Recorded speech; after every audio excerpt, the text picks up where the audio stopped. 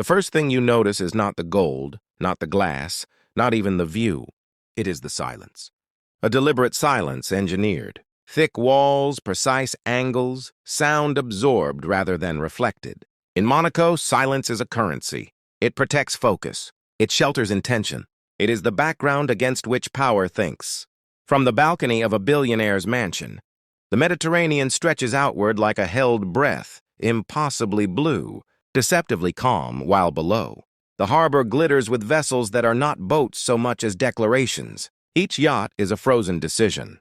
A decade of discipline hardened into steel and teak.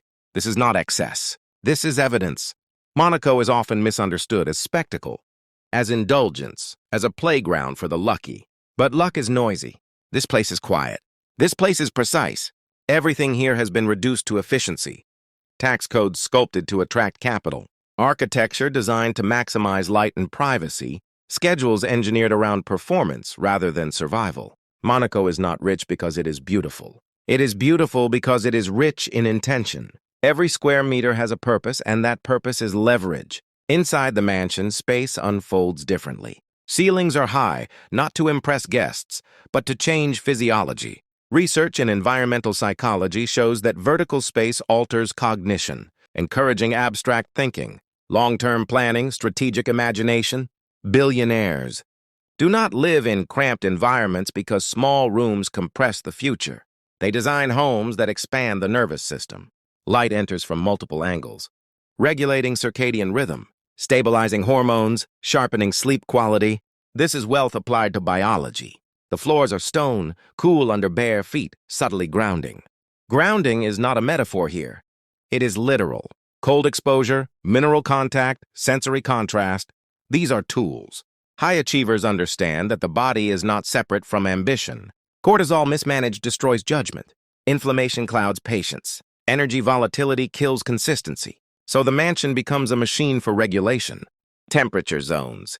Silent ventilation.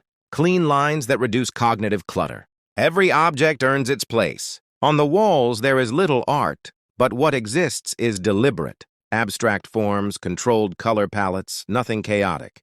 The brain consumes patterns whether we intend it to or not. Billionaires curate their visual diet as carefully as their financial one. They do not flood their minds with noise. They remove friction. This is a theme that repeats everywhere in Monaco. Friction is the enemy. Tax friction, social friction, decision fatigue. The rich do not succeed because they make better decisions every day. They succeed because they design lives where fewer decisions are required. Step into the study.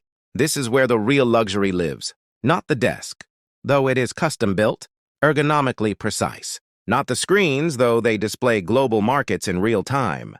The luxury is time compression. From this room, capital moves across continents. Legal structures protect it. Advisors orbit it. Monaco's power is not size. It is density. High net worth individuals cluster here because proximity accelerates outcomes. When everyone around you thinks in decades, you stop thinking in months. When your neighbors are shipping magnates, hedge fund architects, tech founders, the baseline for what is normal shifts upward. This is social physics. Networking here is not transactional. It is osmotic. Ideas transfer through proximity. Habits synchronize. Standards rise. You dress differently not to show off, but because sloppiness signals inefficiency. You train your body not for aesthetics, but because weakness leaks into negotiation. In Monaco, the psychology of wealth is not about greed. It is about control. Control of energy. Control of environment. Control of attention. Outside again, the terrace opens toward the sea. An infinity pool erases boundaries, water blending into horizon. This is not accidental symbolism. The ultra-wealthy surround themselves with reminders of expansion. Neuroscience tells us that repeated exposure to open vistas reduces amygdala reactivity, increasing risk tolerance and emotional regulation. Standing here, deals feel smaller. Fear feels manageable. Perspective widens. Below, the city moves with disciplined elegance. Supercars glide, not race. Even speed is controlled here. Monaco rewards restraint. It attracts those who understand delayed gratification, who can sit through boredom without self-sabotage, who can invest without emotional leakage. This is why there are no poor people here. Not because the system is kind, but because it is selective. Monaco filters for those who have mastered themselves first. And that mastery always begins in the same place. With the body, with habits, with identity, the mansion is not the cause of wealth. It is the reflection of an internal architecture already built. As evening approaches, the mansion changes character. Light softens. The sea darkens. Artificial illumination rises slowly. Warm, indirect, calibrated to protect melatonin. Sleep here is sacred. Billionaires guard it aggressively because they understand the cost of cognitive debt. Poor sleep degrades insulin sensitivity, decision-making, impulse control. One bad night can cost millions if judgment slips. So bedrooms are engineered like sanctuaries. Blackout systems. Soundproofing, air filtered to hospital standards. This is not indulgence. This is risk management. Dinner is light, intentional, protein dense. Carbohydrates controlled. In Monaco's elite circles, metabolic health is status.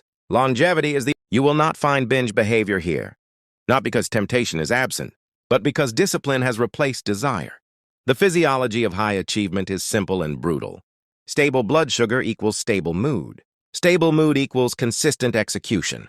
This is why many of the ultra-wealthy adopt low-carb, anti-inflammatory diets, not as trends, but as tools. You cannot compound wealth with a brain on a glucose roller coaster.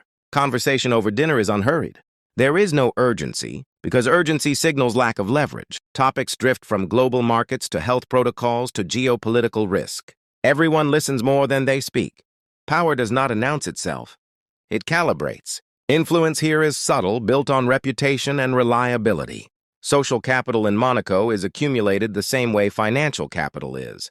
Slowly, strategically, with long memory. Later, alone again, the mansion returns to silence. From the balcony, the lights of yachts shimmer like distant neurons firing. Each one represents a network, a system, a team of people executing someone else's vision. This is the final lesson Monaco teaches if you are paying attention. Wealth at this level is never about money. It is about orchestration, about aligning people, systems, biology, and environment toward a single trajectory. Risk is omnipresent, but it is calculated. The ultra-wealthy do not avoid risk. They design it. They expose themselves to upside while insulating downside. Monaco's legal and economic structures reflect this philosophy. Favorable tax laws are not loopholes. They are incentives for capital that behaves predictably. The city-state thrives because it understands human behavior. Reward discipline, and disciplined people arrive. Luxury, then, is redefined. It is not the car, though the car is exquisite. It is not the mansion, though it is flawless. Luxury is optionality, the ability to choose when to engage and when to withdraw, to work intensely and then recover deeply, to say no without explanation, to design a life where health, wealth, and time reinforce each other instead of competing. This is why Monaco fascinates the world. It is a living case study in applied psychology, economics, and physiology, a place where human potential is amplified by environment. But the most important truth is this: nothing here is magic. Every advantage you see is built on principles that scale down. Control your metabolism, and you control your mood. Control your mood, and you control your decisions. Control your decisions, and over time, you control your trajectory. You do not need a Monaco mansion to begin. You need intention. You need to remove friction from your habits. You need to design your environment so that discipline becomes the default. The ultra-wealthy are not superhuman. They are systematic. They build lives that make excellence inevitable. As the night deepens and the harbor quiets, the mansion stands still, a monument not to